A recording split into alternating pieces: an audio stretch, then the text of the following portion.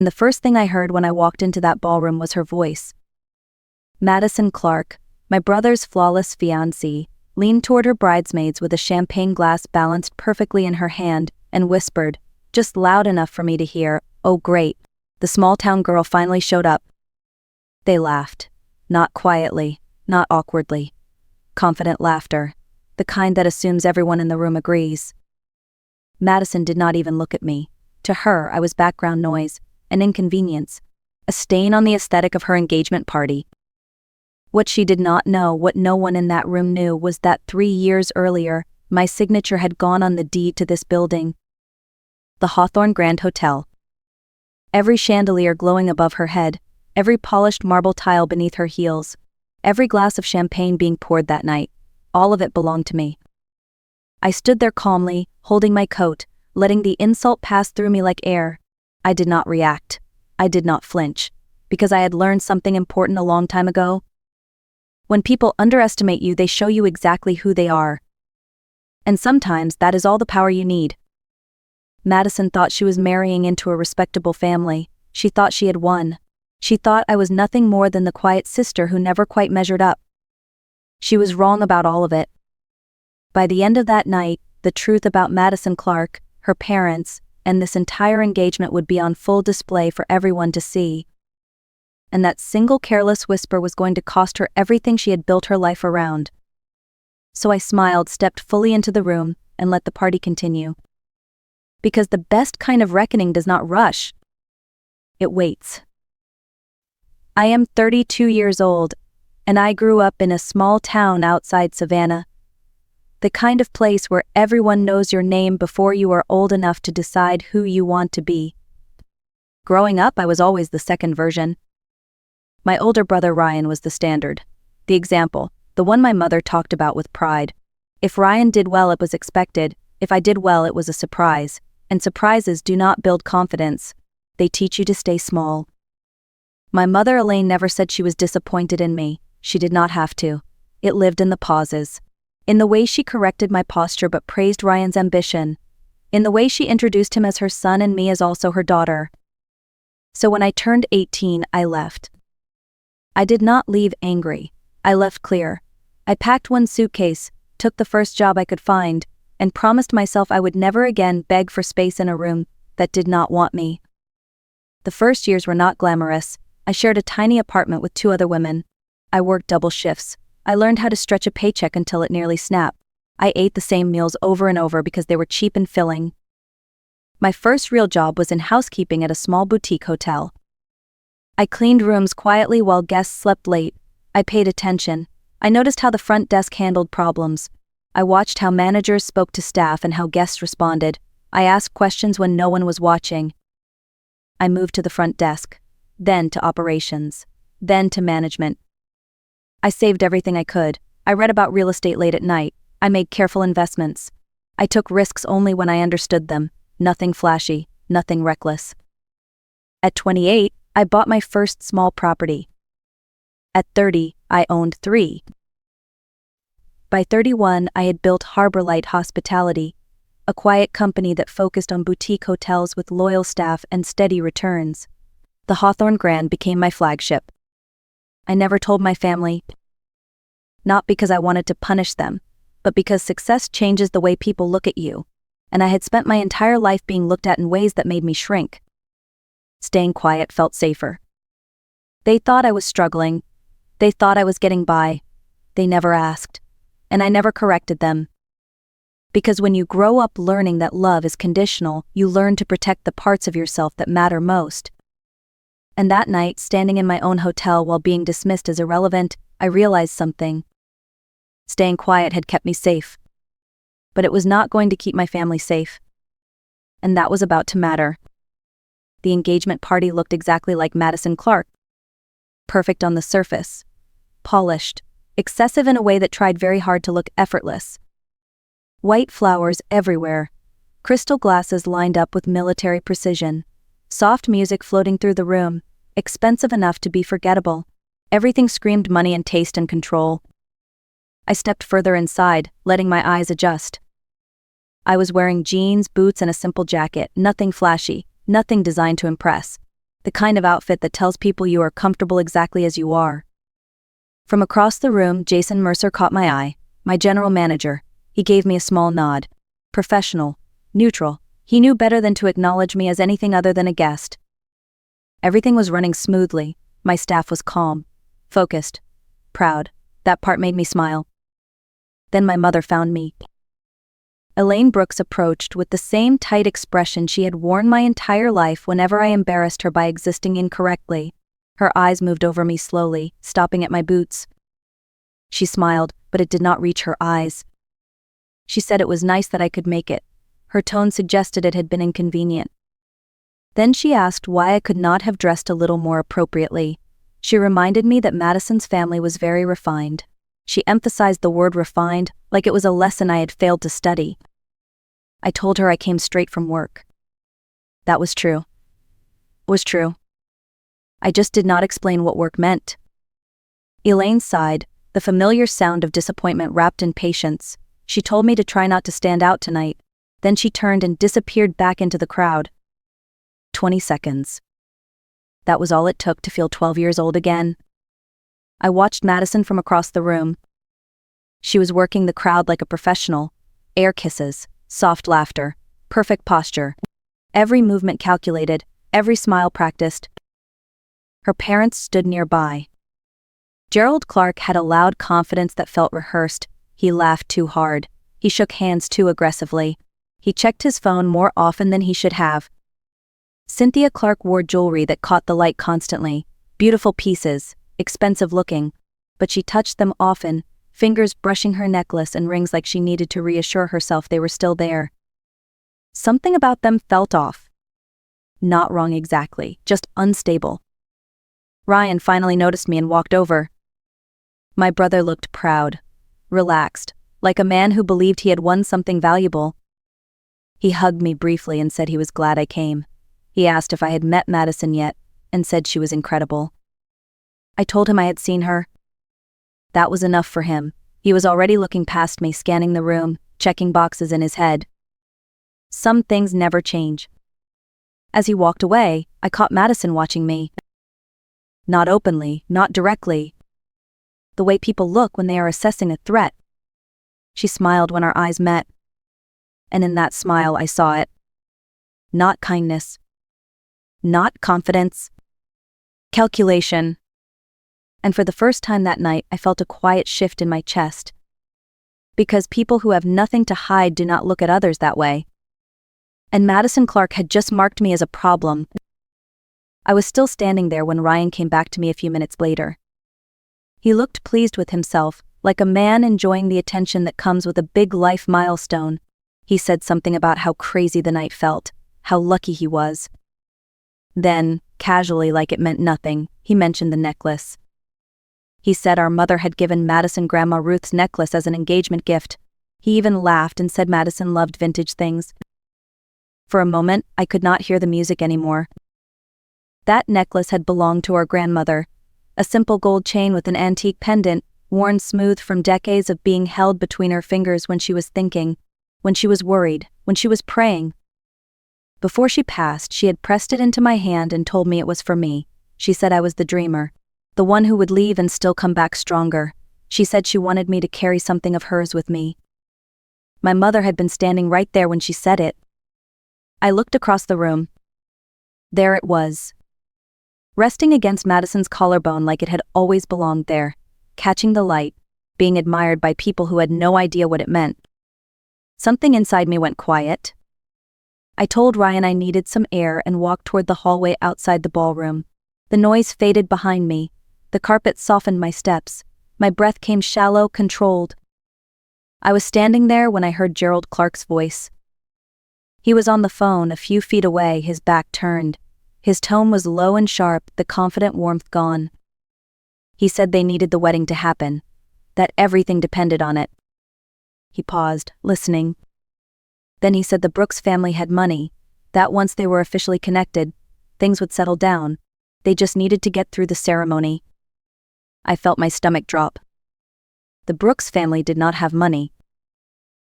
My parents had a house, yes, a modest one. I knew for a fact there had been a second mortgage on it. I knew because for the past 4 years that mortgage had been quietly paid on time every single month. By me.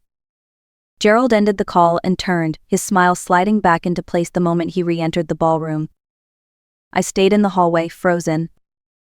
My grandmother's necklace stopped being the most important thing in my mind. Because now I understood something far more dangerous was happening. This engagement was not about love. It was about access. About survival. About attaching themselves to a family they believed had resources. And suddenly, every nervous glance, every forced laugh, every too perfect smile made sense. I was no longer watching a celebration. I was watching a con. And my brother was standing right in the middle of it. Once you see the pattern, you cannot unsee it. I went back into the ballroom with different eyes. I was no longer a guest. I was an observer. Every movement felt louder. Every smile felt thinner. Gerald kept checking his phone. Cynthia hovered close to Madison, whispering in her ear whenever someone asked a question that went too deep. Madison herself looked radiant, but there was tension behind her eyes. Hunger. Urgency. That was when the truth finally settled into place. For 4 years I had been sending money home through Harborlight Hospitality. Mortgage payments, utility bills, medical expenses, quiet transfers that never had my name attached to them. I did not do it for gratitude. I did it because they were my family, even when they did not treat me like one. But my mother did not know it was me. In her mind, it had to be Ryan, her successful son, her responsible child, the one she proudly talked about to her friends. I could picture it clearly. Elaine mentioning how lucky she was, how Ryan always took care of them, how money was never an issue anymore. The Clarks listened. They researched.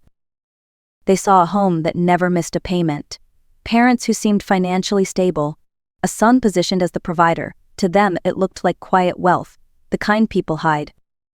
So they made their move.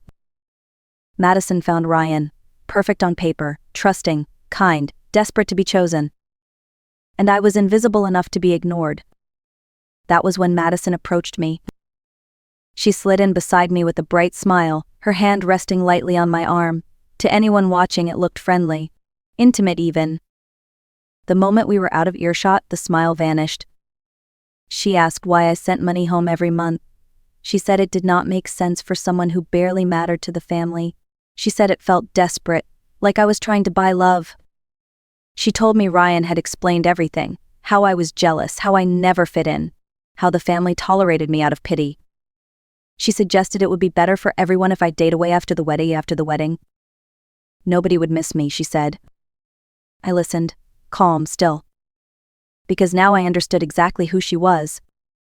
I left her standing there and found Jason near the service entrance. I asked him to quietly pull public records on the Clark family. Business filings, lawsuits, anything unusual. He did not ask questions, he never did. When he returned, his face had changed. There were shell companies, dissolved partnerships, civil complaints quietly settled and buried, patterns that repeated across different states. This was not just a bad feeling anymore.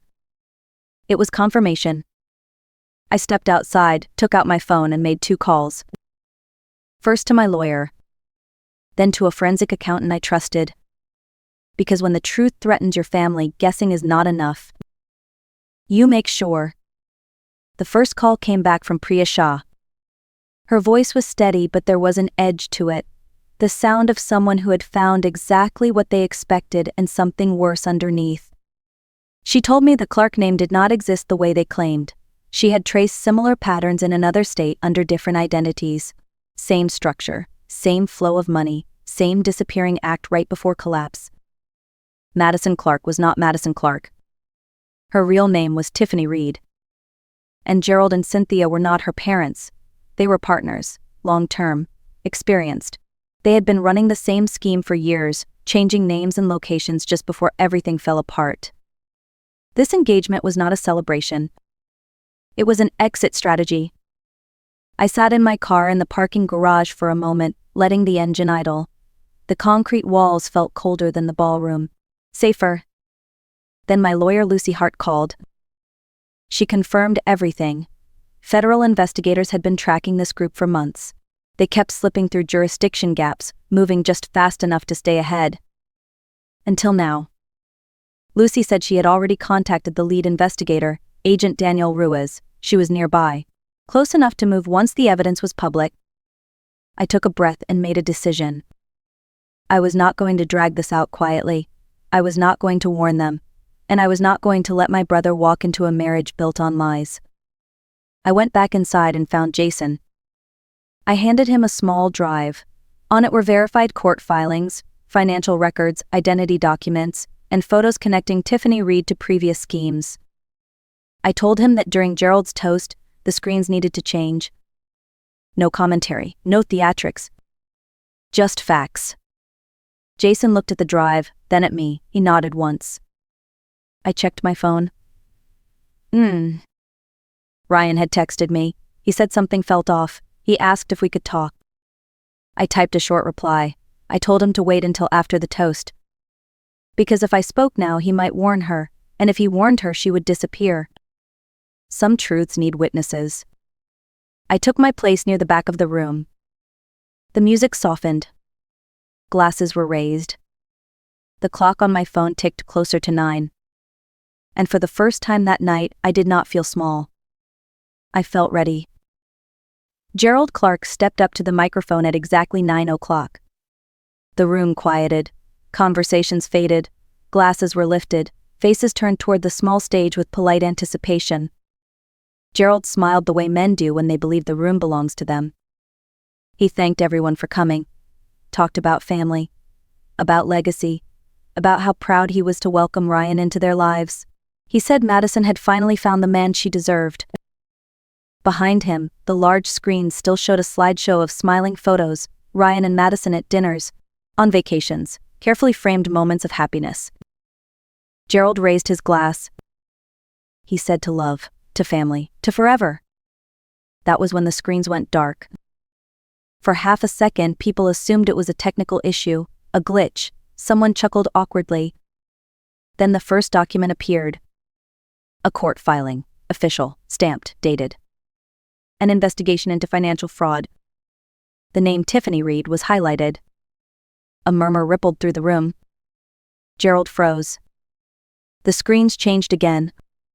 Financial charts, shell companies, money flowing in circles that made no sense unless you knew what you were looking at. Headlines from another state, a real estate scheme, investors who lost everything. Then photos. A younger Tiffany Reed standing beside the same two people now calling themselves Gerald and Cynthia Clark. Different clothes, different names, same faces. Madison's champagne glass slipped from her hand and shattered on the floor.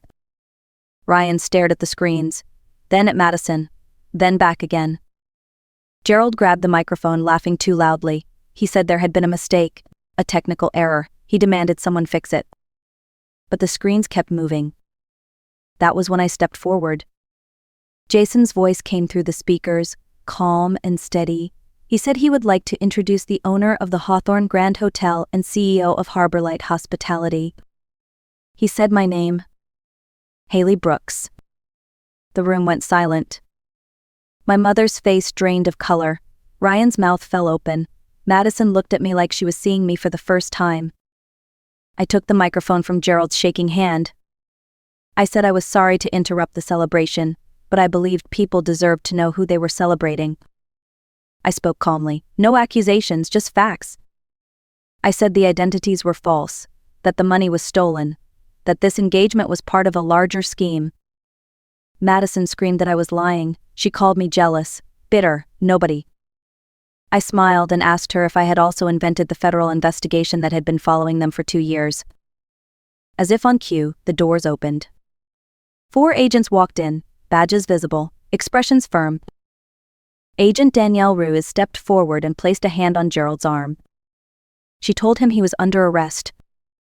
Madison tried to run. She did not make it far. And in that moment, everything she had built collapsed in front of everyone she had tried to impress. The room did not erupt the way movies make moments like this look. There was no shouting, no chaos. Just silence. A heavy, stunned quiet as Gerald and Cynthia were escorted out in handcuffs, their confidence stripped away with every step. Madison or Tiffany screamed once. Then security led her out too, her perfect image broken beyond repair. The engagement party was over. Ryan found me near the bar a few minutes later. He looked lost, smaller somehow, like someone whose future had vanished in a single night. He asked me how I knew. I told him the truth. I said I listened. I watched. I noticed the things people overlook when they are busy being admired. He apologized, not loudly, not defensively, just honestly. I told him sorry was a beginning. Then my mother approached. Elaine did not criticize my clothes, she did not correct my tone, she simply stood there, uncertain. I showed her the bank records on my phone, years of payments, quiet support, no names attached. I told her it was me. She looked at the screen, then at me. Her voice broke when she said my name. Later, someone noticed the necklace on the floor, Grandma Ruth's necklace. It had fallen during the chaos. Ryan picked it up carefully and placed it in my hand. He said it was always meant for me. It felt right there, like something returning home. We did not fix everything that night. Real healing does not work that way. But something shifted. Weeks later, life moved forward. The investigation continued. The truth settled where it belonged. And I returned to my work, to my hotels, to the quiet life I had built without needing anyone's approval. Here is what I learned. People will try to make you feel small because it makes them feel safe. Let them. While they are busy looking down on you, they will never see how far you have risen. If this story spoke to you, like the video, share it with someone who needs it, and leave a comment telling me where you are watching from. This is The Art of Revenge,